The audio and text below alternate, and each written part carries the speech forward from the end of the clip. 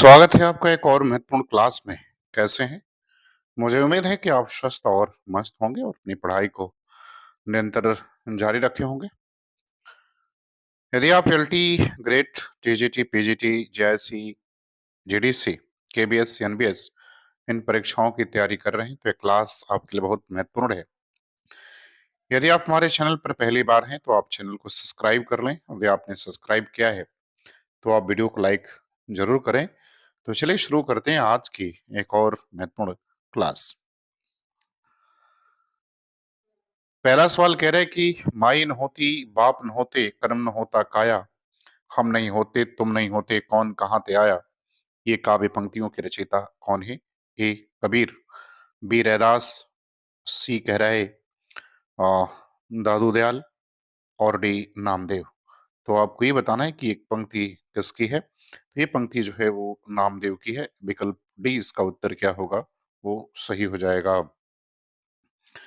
दूसरा सवाल कह रहे हैं कि पृथ्वीराज रासो को हिंदी का प्रथम महाकाव्य कहने वाले आलोचक कौन है? तो आपको इसका उत्तर बताना है। ए कह रहे हैं हजारी प्रसाद द्विवेदी, बी नामवर सिंह, सी रामचंद्र शुक्ल और डी कह रहे हैं कि रामविलास शर्मा। तो आपको ये बताना है कि पृथ्वीराज रासो को हिंदी का प्रथम महाकाव्य किसने कहा है? तो ये आचार्य रामचंद्र शुक्ल ने कहा है। विकल्प सी उत्तर इसका सही होगा।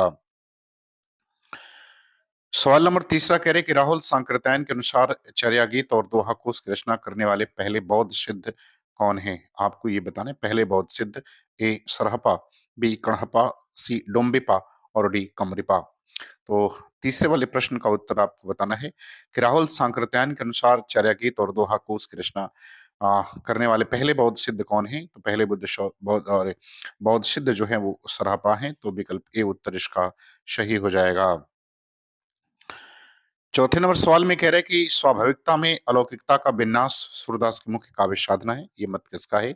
ए डॉक्टर नंदलाल वाजपेयी, बी हजारी प्रसाद द्विवेदी, सी डॉक्टर बच्चन सिंह और डी कह रहा है डॉक्टर नगेंद्र।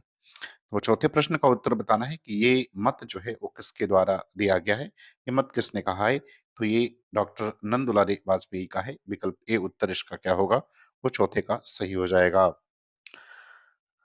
पांचवें सवाल पर आते हैं। पांचवा सवाल कह रहे हैं कि हिंदी साहित्य के इतिहास को मनुष्य की संचित चित्तवृत्तियों से हिंदी के कौन से साहित्य इतिहासकार ने जोड़कर अपने साहित्य के इतिहास दर्शन का प्रतिपादन किया?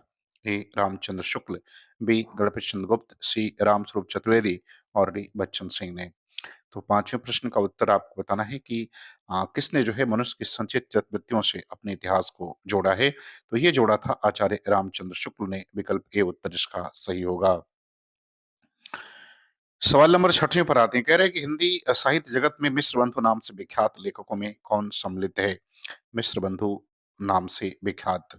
ए कह रहा है गणेश बिहारी मिश्र, श्याम बिहारी मिश्र, कृष्ण बिहारी मिश्र, बी कह रहा है श्याम बिहारी मिश्र, सुखदेव बिहारी मिश्र, राम बिहारी मिश्र, सी कह रहा है सुखदेव बिहारी मिश्र, कृष्ण बिहारी मिश्र और गणेश बिहारी मिश्र और डी कह रहा है कि गणेश बिहारी मिश्र, श्याम बिहारी मिश्र और सुखदेव बिहारी मिश्र। तो आपको ये बताना है कि मिश्र बंधुओं में कौन शामिल है। तो छठवीं का उत्तर विकल्प डी आपका सही हो जाएगा। गणेश बिहारी मिश्र, श्याम बिहारी मिश्र और सुखदेव बिहारी मिश्र ये जो है मिश्र बंधुओं में शामिल हैं। सातवां सवाल कह रहे हैं कि इनमें से किस साहित्य इतिहासकार ने अपने इतिहास ग्रंथ में हिंदी के गद्य साहित्य को गद्य का आविर्भाव, गद्य का प्रवर्तन, गद्य का प्रसार और गद्य की वर्तमान गति नामक खंडों में विभक्त करके विवेचित किया है? ए बच्चन सिंह, बी शिव सिंह सेंगर, सी रामचंद्र शुक्ल और डी कह रहा है कि रमाशंकर शुक्ल रसाल। तो सातवें का उत्तर बताना है। इसका सही उत्तर क्या होगा? तो इसका सही उत्तर विकल्प सी सही हो जाएगा आपका, आचार्य रामचंद्र शुक्ल। आठवें प्रश्न पर आते हैं। कह रहे कि 8 मास बीते जजमान अब तो करी दक्षिणादान पंक्तियों का संबंध किस संपादक से है? ए कह रहे भारतेंदु, बी प्रताप नारायण मिश्र, सी बालकृष्ण भट्ट और डी कह रहे कि प्रेम घन। तो आपको आठवें प्रश्न का सही उत्तर जो है वो बताना है। तो 8 माह बीते जजमान अब तो करो कुछ दक्षिणादान, ये ब्राह्मण पत्रिका के संपादक प्रताप नारायण मिश्र की पंक्ति है। तो विकल्प बी उत्तर इसका क्या होगा? वो सही हो जाएगा। सवाल नंबर 9 कह रहा है कि पथिक किसका काव्य संग्रह है? आपको ये बताना है कि पथिक किसकी रचना है। ए रामनरेश त्रिपाठी, बी जगदीश चतुर्वेदी, सी विद्यानिवास मिश्र और डी मैथिली शरण गुप्त। तो 8वें प्रश्न का उत्तर बताना है, पथिक किसका काव्य संग्रह है? तो ये रामनरेश त्रिपाठी का काव्य संग्रह है। विकल्प ए उत्तर इसका क्या होगा? वो सही हो जाएगा। सवाल नंबर 10 पर आते हैं। 10 में कह रहे हैं कि प्रयोगवाद में केवल भाषा व भावों के साथ हास्यास्पद खिलवाड़ हुआ है। नई कविता ने कविता के मूल्यों की पुनः स्थापना कर दी। ये कथन किसका है? ए केसरी कुमार, बी डॉक्टर नगेंद्र, सी डॉक्टर नंदुलाल बाजपेयी और डी डॉक्टर नामवर सिंह। तो 10वें प्रश्न का उत्तर बताना है कि इसका सही उत्तर क्या होगा? तो इसका सही उत्तर विकल्प ए हो जाएगा। ये केसरी कुमार के द्वारा कहा गया कथन है। 11 नंबर सवाल पर आते हैं, कह रहे कि महाकाव्य कामायनी में निहित दर्शन कौन-सा है? आपको ये बताना है कि कामायनी में कौन-सा दर्शन है? हम जानते हैं कि कामायनी जयशंकर प्रसाद की रचना है और इसका प्रकाशन 1935 में हुआ था। तो आपको बताना है कि इसमें कौन-सा दर्शन है? ए कह रहा है वेदांत, बी कह रहा है कि चार्वाक दर्शन, सी अरविंद दर्शन और डी कह रहा है कि प्रतिभिज्ञा दर्शन। तो कामायनी में जो दर्शन निहित है, वो प्रतिभिज्ञा दर्शन निहित है। विकल्प डी इसका उत्तर क्या होगा? वो सही हो जाएगा। 12 नंबर सवाल पर आते हैं, करें कि इनमें से कौन-सी विशेषता प्रगतिवाद की नहीं है? तो जो प्रगतिवाद की विशेषता नहीं है, उसके बारे में आपको बताना है। ए करे शोषण का विरोध, बी करे कल्पना प्रवणता, सी करे व्यंग्य प्रधानता और डी करे के श्रम में सौंदर्य। तो 12 नंबर सवाल का उत्तर बताना है कि प्रगतिवाद की जो विशेषता नहीं है, तो वो कल्पना प्रवणता नहीं है। विकल्प बी उत्तर इसका क्या होगा? वो सही हो जाएगा। 13 नंबर सवाल पर आते हैं, करें कि तार सप्तक का संपादन का संपादन हिंदी कविता के किस युग की शुरुआत से संबंधित है? ए छायावाद से, बी प्रगतिवाद, सी प्रयोगवाद और डी हालावाद से। तो आपको ये बताना है कि तार सप्तक का संपादन जो है हिंदी कविता के किस युग की शुरुआत होती है? तार सप्तक के संपादन से। तो प्रयोगवाद की शुरुआत होती है। विकल्प सी इसका उत्तर क्या होगा? वो सही हो जाएगा। तार सप्तक का संपादन अज्ञे ने किया और कुल 4 सप्तकों का प्रकाशन अज्ञे के द्वारा किया गया। सवाल नंबर 14 करें कि नरेश मेहता कृत संशय की एक रात में किसके मन में संशय को चित्रित किया गया है? आपको बताना है कि संशय की जो एक रात है, इसमें किसके मन में जो संशय है उसको चित्रित किया गया है? ये सवाल आपको बताना है। ए कह रहा है राम, बी कह रहा है सीता, सी कह रहा है रावण और डी कह रहा है विभीषण। तो आपको इस प्रश्न का उत्तर जो है वो बताना है कि किसके मन में संशय को चित्रित किया गया है। तो अगर हम संशय की रात की बात करें तो इसका प्रकाशन 1962 में हुआ था और राम के मन में उठने वाले द्वंद की बात इसमें जो है वो की गई है। राम के मन में उठने वाले संशय की बात की गई है। शब्द के कवियों में शामिल नरेश मेहता की यह एक प्रबंधात्मक काव्य कृति है जिसमें कुल 4 सर्ग हैं। पहला है साँझ का विस्तार और बालू तट, दूसरा जिसका नाम वर्षा भीगे अंधकार का आगमन, तीसरा है मध्यरात की मंत्रणा और निर्णय और चौथा है संदिग्ध मन का संकल्प और सवेरा। तो इस 4 जो है वो सर्गों में विभाजित है। आते हैं सवाल नंबर 15, कह रहे हैं निर्गुण भक्ति काव्य धारा में उदासी संप्रदाय के प्रवर्तक कौन है? आपको बताना है उदासी संप्रदाय के प्रवर्तक। ए दादू दयाल, बी रज्जब, सी श्रीचंद और डी मलुकदास। तो आपको बताना है कि उदासी संप्रदाय के प्रवर्तक कौन है? तो इसके प्रवर्तक श्रीचंद हैं। विकल्प सी उत्तर इसका सही हो जाएगा। 16 नंबर सवाल पर आते हैं, कह रहे हैं कि निम्नलिखित में से कौन संत कवि नहीं है? आपको ये बताना है कि इसमें से कौन संत कवि नहीं है? ए दादू, बी सुंदरदास, सी कबीरदास और डी कह रहा है कि श्रीधर पाठक। तो आपको 16 नंबर प्रश्न में बताना है कि कौन संत कवि नहीं है? तो श्रीधर पाठक नहीं है। विकल्प डी उत्तर इसका सही हो जाएगा। 17 नंबर सवाल पर आते हैं, कह रहे कि मातु पिता जग जाई तज्यों, विधियों न लिख्यों कुछ भाल भलाई। यह आत्मपरक काव्य पंक्ति इनमें से किस भक्तिकालीन कवि की है? ए सूरदास, ये सूरदास है, बी कबीरदास, सी तुलसीदास और डी कह रहा है हृदय राम। तो आपको ये बताना है कि ये आत्मपरक जो काव्य पंक्ति है किसके द्वारा कही गई है? तो ये जो है वो तुलसीदास की काव्य पंक्ति है। विकल्प सी उत्तर इसका सही होगा।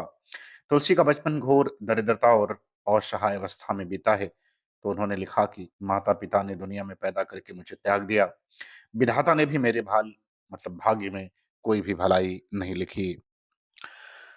सवाल नंबर 18 पर आते हैं। 18 में कह रहे हैं कि भक्ति काल के किस कवि ने बरवे नाई का भेद लिखा है? आपको ये बताना किसने बरवे नाई का भेद लिखा? ए रहीम, बी रस खान, सी नंददास और डी कह रहा है कृष्णदास। तो भक्ति काल में 12वें नायिका की बात करें तो रहीम ने लिखा है, विकल्प ए उत्तर इसका क्या होगा, वो सही हो जाएगा। अब आते हैं सवाल नंबर 19 में कह रहे हैं कि आदिकाल के अंतर्गत सरहपा लुइपा लुइपा है ये ई है। लुइपा आदि कवि किस साहित्य से संबंधित है?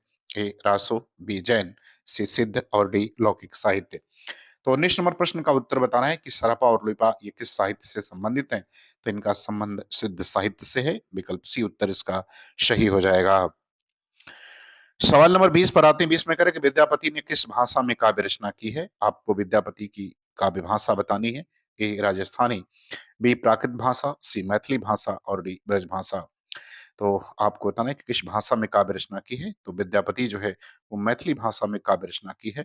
विकल्प सी उत्तर इसका सही हो जाएगा। आते हैं सवाल नंबर 21 में कह रहे हैं कि सिद्धों की वाणियों को हिंदी काव्यधारा के नाम से किसने संग्रहित किया? तो हिंदी काव्यधारा नाम से किसने संग्रहित किया? ए महामहोपाध्याय हरप्रसाद शास्त्री, बी डॉक्टर शहीदुल्लाह, सी डॉक्टर प्रबोध बागची और डी कह रहा है कि महापंडित राहुल सांकृत्यायन। तो यदि हम हिंदी काव्यधारा की बात करें तो इसको संग्रहित किया है पंडित राहुल सांकृत्यायन ने। विकल्प डी इसका उत्तर सही हो जाएगा। बात करते हैं सवाल नंबर 22। 22 में कह रहे हैं कि हिंदी में रीत का प्रयोग साधारणतः लक्षण ग्रंथों के लिए होता है। जिन ग्रंथों में काव्य के विभिन्न अंगों का लक्षण उदाहरण सहित विवेचन होता है उसे रीति ग्रंथ कहते हैं।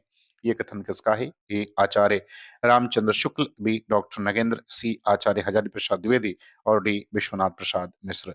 तो 22 वाले प्रश्न का उत्तर बताना है कि कथन किसका है। तो ये कथन डॉक्टर नगेंद्र का है। विकल्प बी उत्तर इसका सही हो जाएगा।